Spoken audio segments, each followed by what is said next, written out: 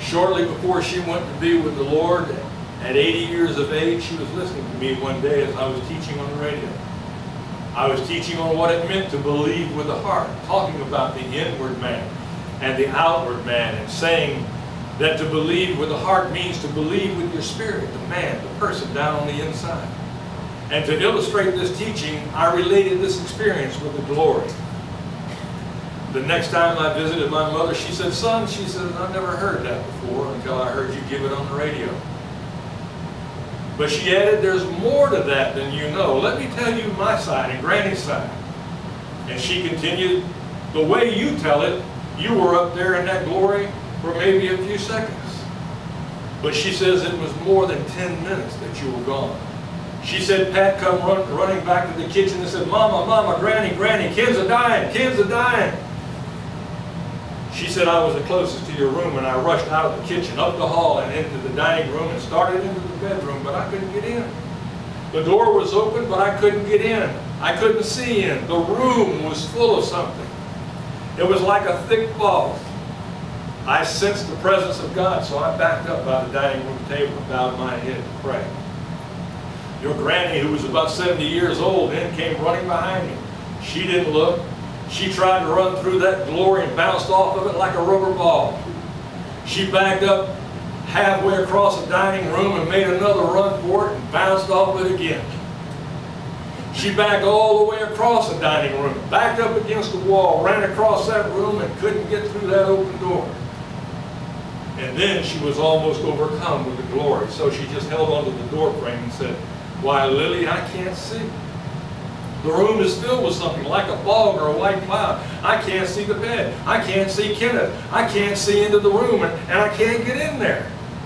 And Mama continued, "I told Granny, we better just wait."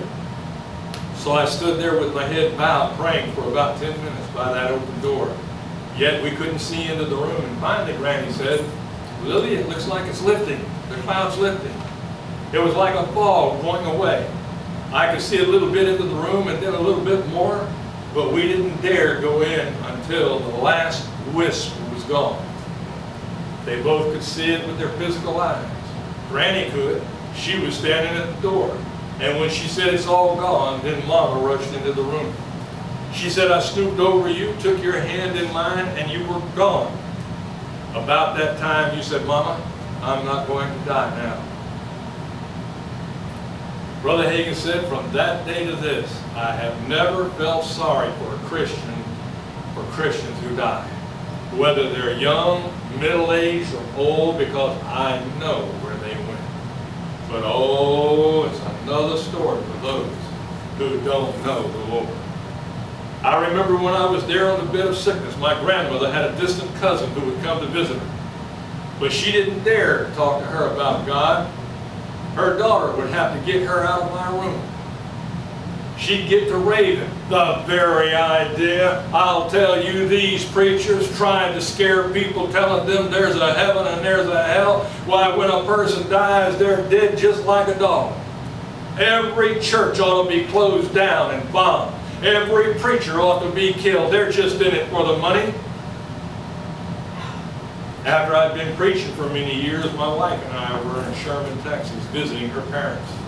And my father-in-law said, "Kenneth, you remember so-and-so?" And he said, "Yes." Well, her husband saw me and said, "If Kenneth and his wife come, we want them to come and visit us. Her mother is on the deathbed." So my wife and I went to their home. A woman came to the door and he said, "I'm Kenneth Hagin." She said, "Oh, you're Lily's boy. You're the one who became a preacher." "Yes, that's right." She grabbed my arm and she began to cry. She said, "Kenneth, you remember Mama? You remember how she was? You couldn't talk to her about God?" He said, "Yes, I remember." She said, "Would you come and talk to her? She's in the bedroom. The doctors left just a few minutes ago. He said she's dying. Will you talk to her?" He said, "Yeah, I will if I can." So she took me by the hand and led me to the back bedroom. She opened the door and we stepped up to that bed, and here was this woman, 72 years old. The hospital bed was cranked up and she was lying in a half-seated position. Her mouth was open, her eyes were open, they looked like marbles, and there was a death rattle in her throat.